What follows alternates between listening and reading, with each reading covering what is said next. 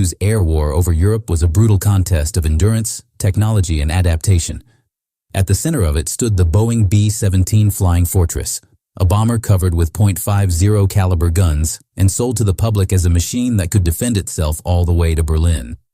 But reality proved far harsher than theory.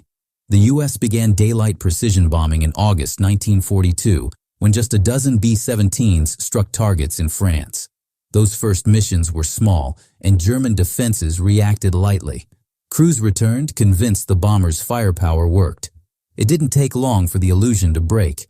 When formations grew, the Luftwaffe pounced. Loose flying patterns, designed to reduce collision risk, left massive gaps in defense.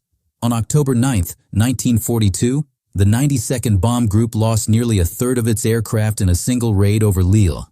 Losses at that level couldn't be sustained. The solution was a radical change in formation tactics. The combat box. 18 bombers were arranged in 3 layers: high, low, and lead elements, with overlapping arcs of fire. Together, the box generated hundreds of interlocking machine guns, creating a deadly defensive web while also tightening bombing accuracy. But the Germans adapted just as quickly. By mid-1943, massed formations of B-17s were still suffering catastrophic losses. During the Regensburg-Schweinfurt mission, 376 bombers launched, 60 were destroyed, and dozens more were crippled. The Luftwaffe, flying Me-10-9s and FW-190s, had discovered the weakness: concentrated head-on cannon attacks that tore through the formations. The U.S. responded with an even denser layout: the tight box formation. Multiple boxes grouped into massive combat wings of over 60 aircraft, flying almost wingtip to wingtip. The firepower was staggering, but discipline and fatigue pushed crews to their limits. Even so, it wasn't enough. October 14, 1943. Black Thursday. Nearly 300 bombers launched for Schweinfurt. 60 never came back. Over 100 limped home full of holes. The loss rate hit over 20%. It was unsustainable. The truth was clear. Bombers could not win the air war on their own. The answer arrived in 1944 with the P-51 Mustang. With its long range, speed, and drop tanks, the Mustang could stay with the bombers all the way to their targets deep inside Germany.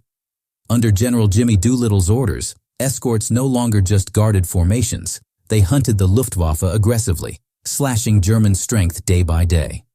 Now, the B-17 formations had breathing room. Combat boxes still mattered for cohesion and accuracy, but survival finally depended on the partnership with fighters.